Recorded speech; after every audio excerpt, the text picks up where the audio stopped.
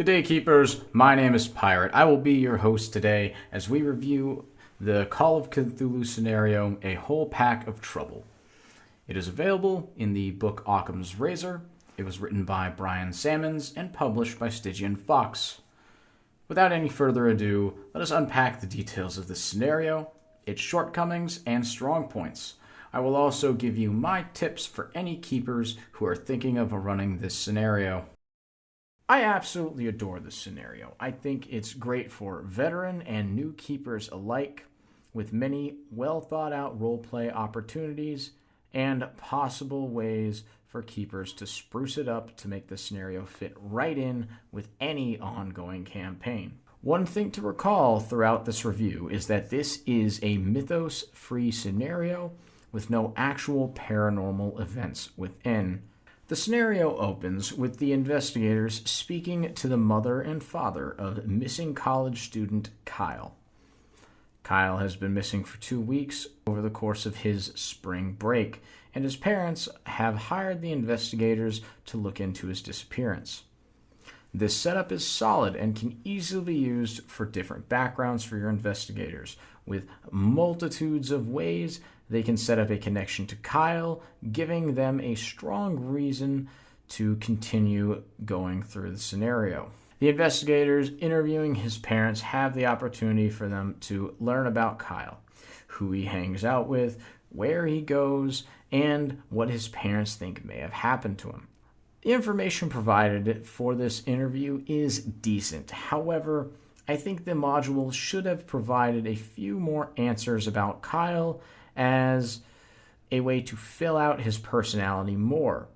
Including details of his phone call might be one way to key the investigators onto his desires to have filmed a low-budget movie.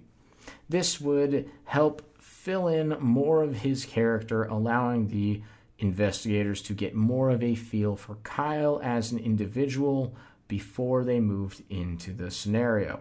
Once the investigators have completed their interview of Kyle's concerned mother and father, they will have a picture of Kyle and his dorm number in hand. The investigators, following their only lead, will then head to the college. At the college, the investigators have different ways they can go about accessing his room.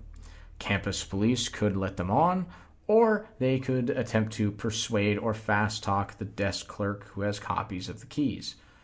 In my game, one of my players was filling the role of a teacher from the college. The scenario did outline how the investigators will eventually be spoken to and asked to leave by the campus police should the police not believe they have a reason to be there. This setup my player chose was perfect for the front half of this scenario. It gave the investigators easy access to the college and made his character well trusted and known by the campus police. His connection to the college gave him and the other investigators free reign of the college, with security being more than happy to escort them to Kyle's room.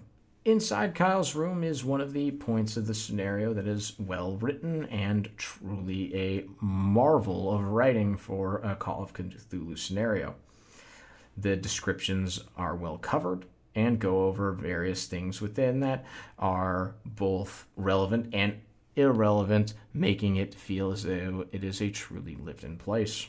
Within the room, there is a description of a book of old witchcraft. I swapped this book out with one that covered local legends, such as the Dogman, the Beast of Bray Road, and other forms of American folklore.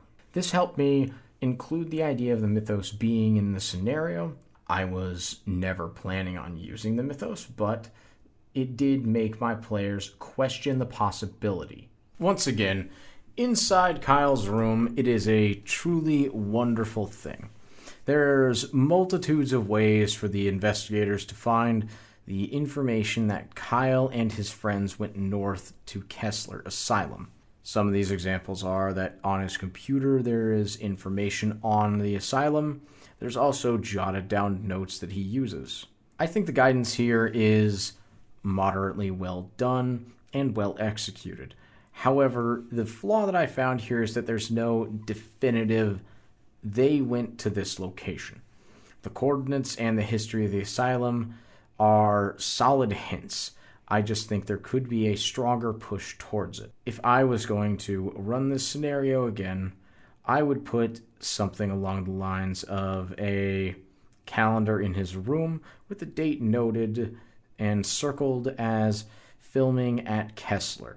This will be an additional hint that will help investigators in that direction, as the room is so well packed with information that it's very likely your investigators may well miss one or two of the possible hints towards the asylum. Once the investigators have finished their time within the college, they'll begin moving their way northbound via car. On their way north, they will have several hours of time. Use this time for allowing your investigators to role play and possibly discuss their current theories of what is going on within the scenario. They will pass by signage for a small town called Buford.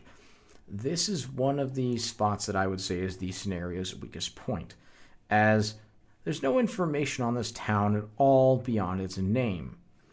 I would recommend any keeper who wishes to run the scenario to fill the town out a little bit. For my game, I included the basics of a gas station, a diner, an old local museum, and a military surplus store. These 4 locations helped the investigators confirm that the kids were here a few days before they arrived. People at each location were also able to give some extra information about what the kids were doing and talking about during their time in the town. This helped show my investigators that the students had planned on going to the location of Kessler Asylum in order to film a low-budget horror movie, something along the lines of the Blair Witch Project or Grave Encounters. During this opportunity of investigating the asylum, my players learned that it is very common for squatters and other individuals who are homeless to stay within there. This opportunity for them to learn about this helped establish that the homeless individuals living within the asylum were common knowledge and wouldn't be a large plot hole or a out-of-nowhere reveal for my players when they came across it. One of the standout characters that I had placed here was actually the surplus store owner. I made the surplus store owner a true believer in the dog man and someone who would actively try to hunt him down. My investigators were extremely wary of him and were suspicious of him possibly being involved in the student's disappearance.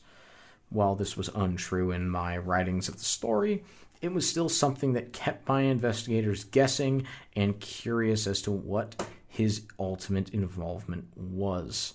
My final recommendation for this is that anyone who does do this needs to build the town of Buford out in order to encourage your players and investigators to roleplay with the NPCs of the town. Once the investigators had reached the asylum, they found Kyle's abandoned car and other hints as to what may be going on. This final area of the scenario has things that are very strong and other things that are weak.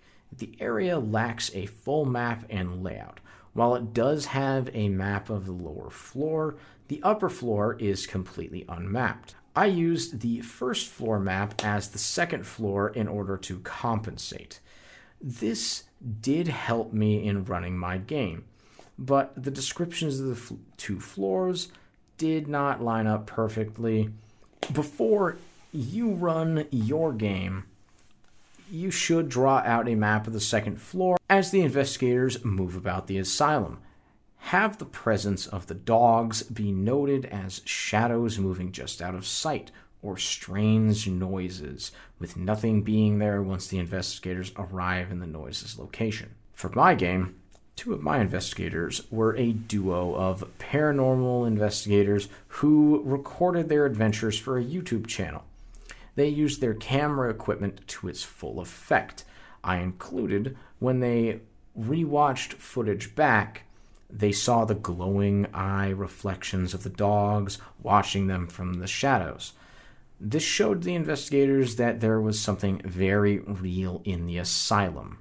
Eventually, After the investigators had found the corpses of Kyle's friends, covered in bite marks and chunks of their flesh missing, the investigators had found a camera that the students rented from the college. This was the moment where my players had pieced it all together. They had realized that it had been these dogs they had been seeing scattered about the asylum that had actually been what killed the students. Once my investigators had found this information, I turned the heat up on them. They immediately were besieged by the pack of wild dogs, and the scenario's combat began. The combat for my game was short and sweet. I used the dogs as recommended within the book, and its effect was truly something to behold. They had the investigators surrounded, and my investigators were seriously wounded over the course of the fight. At this point, my investigators attempted to abandon the scenario after one of them had several fingers bitten off by one of the dogs. The attempt to escape was complicated by several dogs being near their cars and attempting to attack them once again. Following a healthy dosage of 556, and that problem being no more, my investigators entered their cars and flee the area. You may have noted throughout the scenario that I included extra hints about the possibility of there being mythos involved. I specifically did this to throw my players off and keep them guessing. I did this because I never told my players initially that this was a Occam's razor and a mythos-free scenario. When you run your game, I would highly recommend you do the same. In the book, it does include a section as to how to include ghouls and the mythos in actuality, not just as a red herring. I actually will fault the book regarding this. I would have preferred the writer to have leaned more into the idea of it being an Occam's razor, while including the local myths and legends can get your players wondering what sort of monster they may be facing. I still do not think you should actually use the mythos while running it. Overall, I found this to be an extremely enjoyable and very satisfying game to run. While the book was lacking in details of some of the environments, lacking in handouts, and the maps were not up to what I would consider to be ready-to-go standards, this still lands well within the top 10 scenarios I've ever ran of all time. I hope that my review of this scenario can be helpful for you and your investigators when you decide to run this scenario. If you have any recommendations for what scenario you think I should run and review in the future, please let me know in the comments below. This has been Pirate. I hope to see you all next time.